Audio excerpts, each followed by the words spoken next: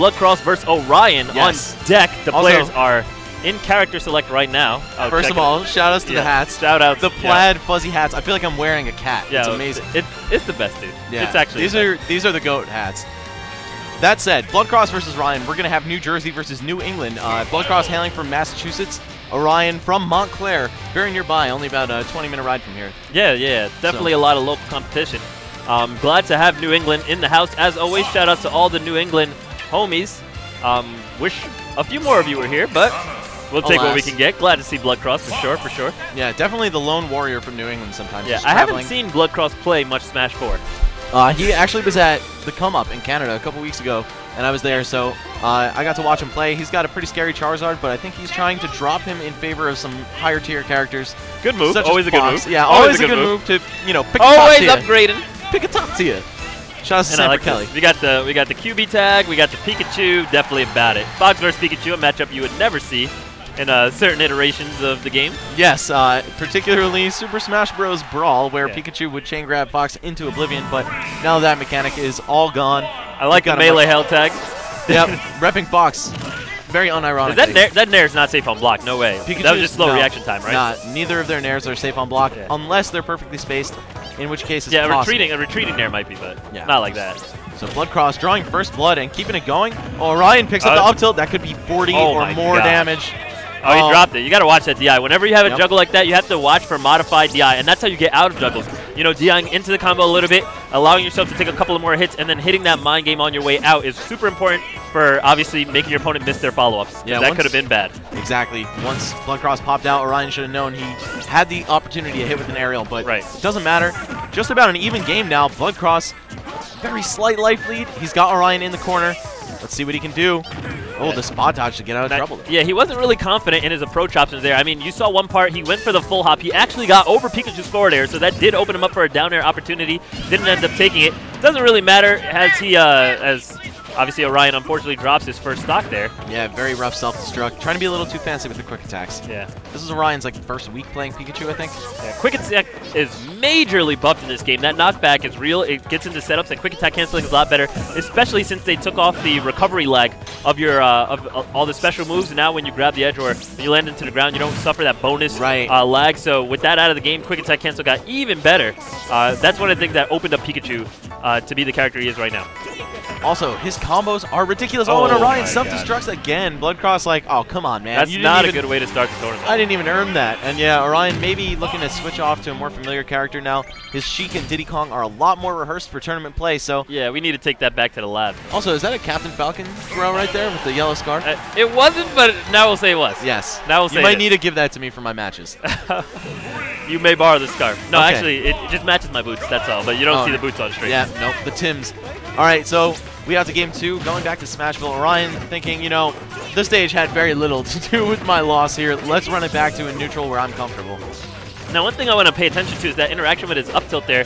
You saw he up tilted, drew Fox in, and then he was forced to block. So maybe something you wanna notice situations like that, because it could mean that you get the up tilt into a turnaround grab, something you want to look for in future. And you always want to look for situations like that, learn what happens, and then see, okay, now how can I adapt this to continue the offensive pressure? Because that's how you continue to evolve your game, and that's what makes you better as a player. Once you've already hit that upper level play and that upper intermediate to lower high level play, that's how you level up your game to just become a master, where you just master how to get follow-ups in every situation. I could not have said that better myself, to be real with you. No, you definitely could have said it better. Well, maybe if I had put it in essay format, but either way, it's still very well put. You have to pay your opponent some respect after you hit them and not just blindly go for follow-up moves.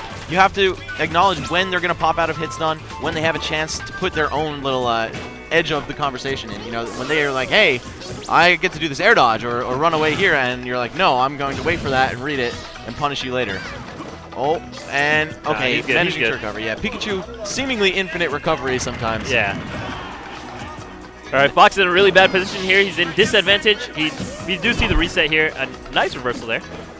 Orion looking a lot sharper and cleaner in this game.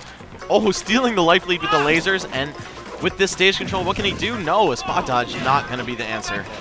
I don't really like spot dodge too much in situations like that. What I see is a lot of players spot dodge, but if you're worried about your opponent grabbing you, then just walk away. Because if you just hold left, right, it's going to come out faster than spot dodge, actually, because walking will come out instantly, and spot dodge doesn't get invincibility until frame 2. And then on top of that, like if you just walk away, it's safe against everything. It is. And you can also just reset your own spacing. You also can just see what your opponent's going to do as a reaction. So like it just has so many opportunities, and sometimes just like moving away from your opponent very subtly, as opposed to freezing yourself in the one position, you know, as a hard defensive read. Not so good. Orion just looking so much better this time now that he's not killing himself. He was his own worst enemy in the last match. Now it looks like he's a little more used to Pikachu. A bit more comfortable in his skin here. Yeah. Maybe he has put in that lap time with Pikachu and just had a rough start, you know? Those tournament jitters kicking in. Exactly. I got a good boy, my boy Inferno Omni just released a good video on tournament jitters. You want to check him out, the Omni Games at YouTube.com. Check him out. Okay, now Orion off the stage, but quick attack, such a safe and reliable recovery. Bloodcross once again has him back to the corner, but his conversion rate on offensive strings in the corner has just been pretty low, and he hasn't even taken a stock yet. Yeah, it's definitely something you want to look at. I mean, you can see here Bloodcross, he's going in for that aerial to spot dodge. He's done it about 3 times here, and he's just looking for a lot of gimmicky stuff. He did now, mind you, he did get that forward smash on the 1 stock, but it's been, as you said, a very low conversion rate. He goes for the same forward smash. Right. And when you see you're in that position where your opponent just continues to block all your edge pressure, it's time to just go for that grab. Don't be afraid. It doesn't matter if Pikachu's at kill percent. Get a grab, get a bunch of pummels in. It's going to, 1, it's going to refresh your whole moveset. 2, it's going to rack on a lot more damage than a normal grab because you get in all those pummels. And then they'll just die to a stray move like dash attack or something like that. I mean, if they're already at 150 something, why are you fishing for the kill anyway? It doesn't make any sense. Bloodcross seemingly disregarding all of your advice they couldn't hear. Just goes for the up smash out of shield. And, oh, the unsafe dare landing, but Orion not quite ready to punish that. I'm not sure if he knew that he had the reverse up air out of shield like that. But, I mean, he's gonna make some adaptations as this set progresses. I think he's, oh, I was gonna say he might have this game unlocked, but you can never count somebody out in this game. Now, one thing, oh, sick, okay. It's looking pretty close. Coming back with the light feet. Pikachu's got a little bit of edge pressure here. That's not invincible. Oh man, and the up like smash the raw up smash. I did not know that up smash was going to reach through the ledge. That's really good lab time put in right there. If that's even what he was planning for. Maybe he thought Bloodcross was going to jump, but either way, oh, that could have been nice it. Down smash. Gets out of it. A la old school smash. Yes, smash the eyes still in the game, guys. It's just a lot trickier. A lot of a decrease in its effectiveness. Which is good, I think. I mean, in its own way, it's bad because Smash DI was a very advanced form of defense, which requires a lot of skill. But in a different way, like from a balance perspective, it's a lot worse. And this is so tense right now with 142% of rage. Orion could go out to the next up smash or even up air. Oh no. Uh-oh. Looking way too hard for that. Okay, so both players definitely getting a little antsy, throwing out a lot of kill moves. I see tons of openings.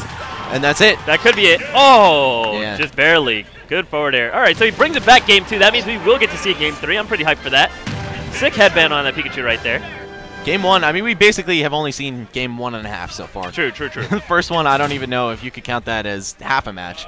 So it will be a different stage now, though. Right, exactly. Now that Orion is done killing himself, he's got that out of his system, trying to work out those tournament jitters. Bloodcross still looking happy, though, and that's when he is at his most dangerous. When absolutely. When he has his mental composure completely on point. Bloodcross definitely known to crack. Prone to every tournament victory I've ever had against Bloodcross in my life, I waited for him to get upset about some mistake and then capitalize on it. So whenever he's composed player, he's the scariest player ever because he puts in so much work and he has a lot of like raw talent, and then his reads are really good. His pressure game is really good. He's a very studied player, very accurate player when he's playing at his finest. So I hope that he's able to take that mentality, keep himself calm, keep himself relaxed, and then shoot for it from there. I think he can go very far. He's one of those players, like, you don't hear and talk too much when you're talking about the best of the best, but he can contend with them. He definitely can go blow for blow with them if he's playing well. So I'm hoping he's playing well. Is that a Charizard? We got a Pokemon battle. Hey, Max Ketchum on the mic to commentate this Pokemon battle. This pleases me greatly, guys. All right. Someone's going to get the next gym badge. Not sure who. This is a battle of rivals, man. We out to Nugget Bridge. Smashville is Nugget Bridge. And that up Wait, why are we back on Smashville? All right. I guess they just agreed to it. All right, well, Rock Smash is obviously super effective as it hit behind Charizard and did 15 damage to Pikachu. That's pretty... Oh, that no! puts into the SD. They both just died. So weird. All right.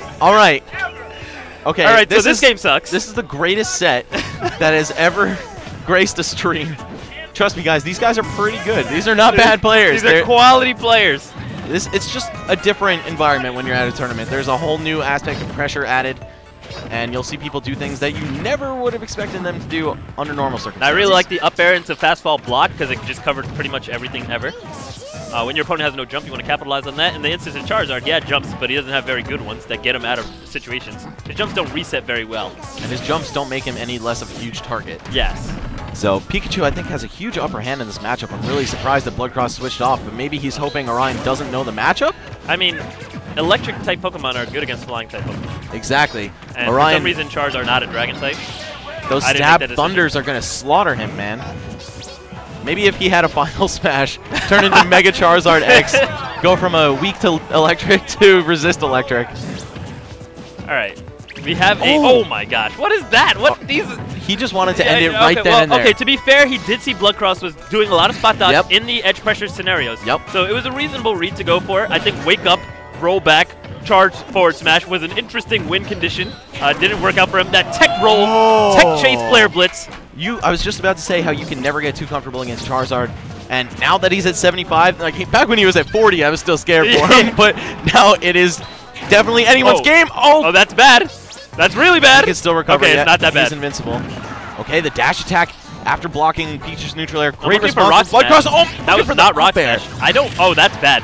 That's really bad. What is that? Wow, this is down to okay, the that was wire. a huge mistake because Pikachu. I guess what Bloodcross did there was actually really smart because he knew he wasn't going to have the invincibility on the ledge, and I guess he was waiting for Pikachu to kind of take advantage of that. So what he did is he deliberately canceled his auto snap to the ledge, which you can do by holding down once you've initiated your up B. Right. And then that way he hit Pikachu, who he knew was going to be waiting to punish him for not getting invincibility on the edge.